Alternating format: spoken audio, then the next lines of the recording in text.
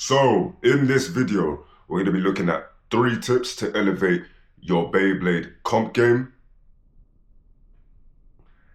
And again, let me just preface this by saying this is no way a guarantee that you'll become an amazing blader, but I do think that these tips will help you in elevating your game and really just making you understand what it takes to play Beyblade at a competitive level, because there's a difference between playing it for fun and the difference of playing it competitively. And I've just got 3 tips that I think can help. If this video does help you, leave a like and comment down below. And without further ado, let's get right into the video. So, as the #1 blader in London and number 9th ranked blader in the northwest of England, these are my 3 tips to becoming better at comp. Tip number 1, style over meta. Now, in my opinion, developing a playstyle that is catered to your strongest abilities is better than simply playing meta. Now, I would always suggest to new bladers who are up and coming to play meta, only because this makes up for things such as lack of experience and lack of launch technique and just lack of general knowledge. So putting them in the direction of playing meta is always better, because it can always, it can always carry to a certain degree, but it can't cover up for things such as experience and technique. So, but in my opinion, at the highest level, having a distinctive style is key to becoming a better blader. For example, I've been described as having an aggressive defense style or aggressive defense due to my proficiency with blades such as Mummy Curse, Hover Wyvern, and Golem Rock. In my opinion, from what I've noticed, it's better to become specialized in one area than to be a jack of all trades. Playing only meta has its drawbacks. One of the major drawbacks of simply playing meta is overexposure. Now, the thing about overexposure is that players will adapt and find various ways to beat meta Beyblades because they come up against it so often that they have no other choice, right? It's a case of adapt or lose, simply. And I think that's one of the main reasons why something like Wizard Rod 960 Ball went out of fashion, was because of its overexposure. The fact that bladers were playing it week in, week out, and were losing to it consistently meant that bladers had to find a way to get around that. Now, if you're somebody that primarily plays meta only, it sort of becomes predictable. Bladers will end up figuring out how to beat each blade, and therefore it will prohibit your growth as a blader if you simply play meta. It's always better to just play attuned to your best abilities. For example, if you're someone that launches really hard, maybe picking up Beyblades that complement that style, i.e. a Drand Buster or a Meteor Dragoon or a Shark Scale, and playing more aggressive attack is better for you. And for example, if you're someone that doesn't have as much launch power but is able to get technique down and able to launch exactly where you want your Beyblades to go, maybe something like Dragoon, Wizard Rod, those are kind of blades where you don't necessarily have to launch so hard to get a result. So developing a certain playstyle, specific playstyle that's tailor-made for you, also makes you unpredictable. It means that when bladers come up against you, they kind of don't know what to expect, right? If they see a Beyblade that they're unfamiliar with, it's really difficult to play against because of unfamiliar territory, right? You're not sure what to do in the event of seeing this Beyblade, and when it does come up, you throw them off guard. So in my opinion, one of the most important tips is having a defined playstyle that's catered to your abilities over simply playing meta. Tip number 2 is game knowledge. Now, this tip is multi-layered, so I'm going to try my best to make it as concise and digestible as possible. But with game knowledge, an example of that is understanding matchups. Now, with understanding matchups, you need to know whether or not, for example, if my opponent is using Dragoon Elevate and I'm using Wizard Rod on Hexa, 160 Hexa, then I know that the chance, like, this match is a 50-50, and it's with game knowledge, it's the more you know, the more likely you are to come out on the better end of matches, because you will know what to do in positions of that. So in the event of something like my opponent is using 960 Elevate and Cobalt Dragoon and I'm using Rod 160 Hexa, that's a 50-50 matchup. If I'm using the Rod, I know I need to launch as hard as possible so that when Dragoon Elevate does begin to initiate that spin stealing, I've got enough life in me that I can still win my spin finish.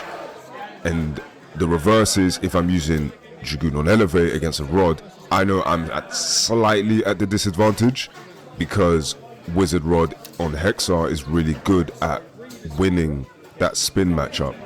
So what I will attempt to do is try to play a bit more aggressive and hit the Rod hard enough that it catches the rail, and we all know what happens when Hexa catches the rail. Because it's got so many gears, I believe 16, it's going to lose stamina, therefore making it better for me in the later game and getting a spin finish. So things such as game knowledge is something that comes with tip number 3, which I'll get onto in a certain point. But things such as that, just understanding what beats what, you know, there's the general consensus that attack beats stamina, stamina beats defense, defense beats attack. Obviously that's not the rule, that's just the general consensus, I believe. But we know that not to be completely true, especially if you've been playing this game for, you know, longer than 3 months. You'll know that isn't always the case. Now, another aspect of game knowledge is understanding things like reshuffling. Now, in my opinion, reshuffling is one of the most important things to get good at competitive Beyblade, because it's such a mental game and there's not much that you can. The best way to get better at reshuffling is understanding your opponent. If your opponent is playing, let's just pick meta Beyblades, right? Dragoon 960 Elevate, Wizard Rod 160 Hexa, Shark Scale 360 Low Rush. Let's say I'm winning that match 3 points to 1, and we now get to the reshuffle. Your game knowledge should be able to tell you what is likely the best path to victory.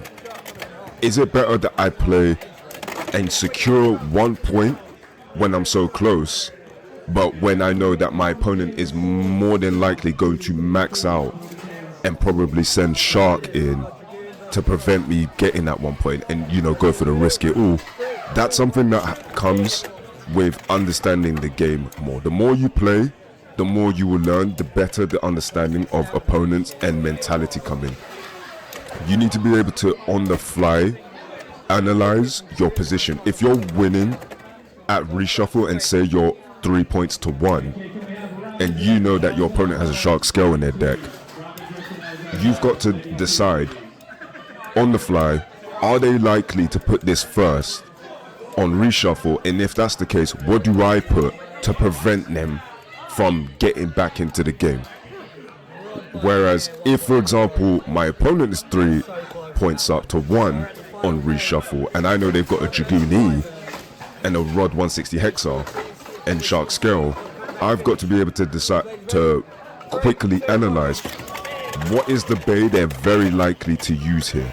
Now, in my opinion, if that is the case, I feel that most opponents will play for the 1 point. They will play it safe and not risk, you know, throwing the lead when they're only 1 point away from winning. So I believe that my opponent will end up throwing Dragoon Elevate. And if that's the case, with my current deck that I play, which is Mummy Curse 760 Wedge, Meteor Dragoon 560 Level, Shark Scale 360 Low Rush, I have to decide which one of those 3 blades is going to perform best against Dragoon Elevate. Let's say, for example, I go for Meteor Dragoon as to open, because I know that they're gonna most likely use Cobalt Dragoon, and in the left v left matchup, when they're probably gonna launch not as hard to get the spin steal, I can hard launch my Meteor Dragoon and punish them for that. I then got to decide, alright, if I only gain 1 point from there, what is the second best bay to use? So my opponent, I believe, would probably use Rod 160 Hexa. What's my best route to beating that? And in my opinion, I've got 2 blades that could do both, but more than likely it's better that I use Shark Scale and try to get rid of it as quickly as possible. Or I can use Mummy Curse and use the stability to win the 1 point, which I did that method at Manchester, which is how I ended up going 9-0, and it worked in my favor. So things such as that are things that come with tip number 3 is experience. This is something you can only learn by doing. In my opinion, theory in Beyblade is all well and good until you actually have to apply it in real life scenarios.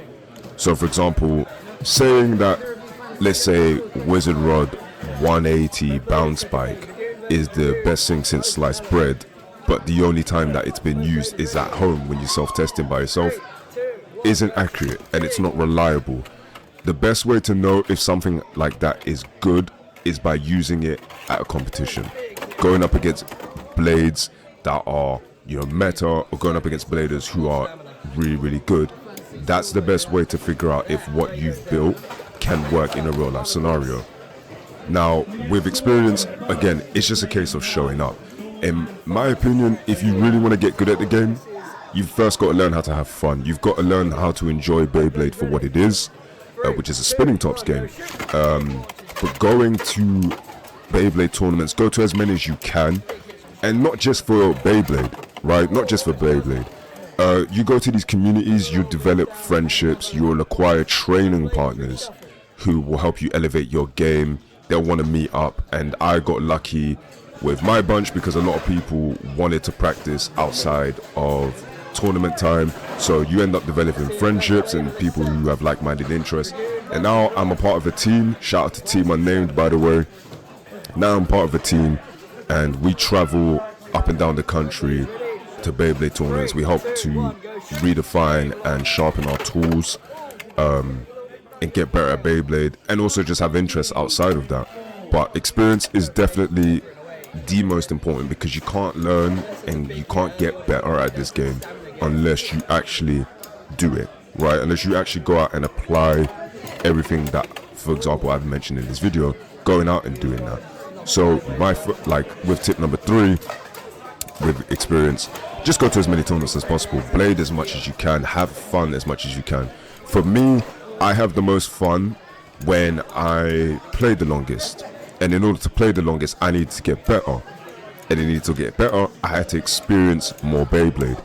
So it all just kind of works in this cycle where it's kind of never ending for me, and that's one of the reasons why I was able to grow as a blader and end up taking the #1 spot in London, and being able to perform outside of London on a consistent level. And it also just part of my hyperfixation. So there you have it. Those are my 3 tips to elevating your competitive Beyblade game. If you enjoyed this video, leave a like and a comment down below. And if you guys want me to cover more tips on how to elevate your Beyblade game, let me know and I will make a follow-up video to this, because there are definitely more points that I wanted to add, but I wanted to make it a bit more of a concise video that was digestible. And obviously if you guys enjoy it, then I am more than happy to make another one and just share that knowledge with you guys into getting better at Beyblade. But yeah, once again, thank you so much for listening. If you've gotten this far, I appreciate any and all support regardless, and until the next time, peace.